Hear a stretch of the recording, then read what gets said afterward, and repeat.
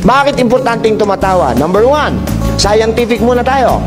Pag tumatawa o nagiging masaya tayo, our own body, sarili nating katawan, produces happy hormones which is called endorphins.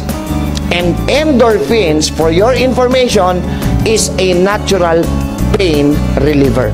So pag masaya ang katawan mo, masaya ka, masaya utak mo, masaya ka, naggagawa ang katawan mo ng endorphins. Unti-unti nawawala yung pain.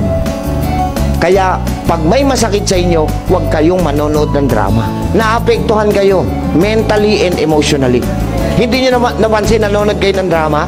Alam nyo ng artista yung gumaganap, nagagalit pa kayo sa kontrabida. Sinabi naman ng Panginoon, sabihin natin, Proverbs 17:22.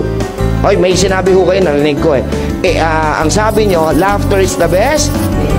Sabi ng tao yon.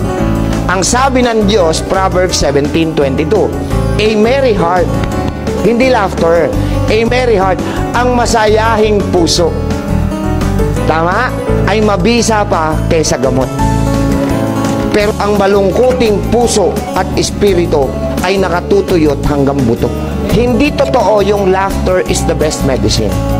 A merry heart, masayahing puso. Alam nyo kung bakit pinabubulaanan ko yung laughter is the best medicine?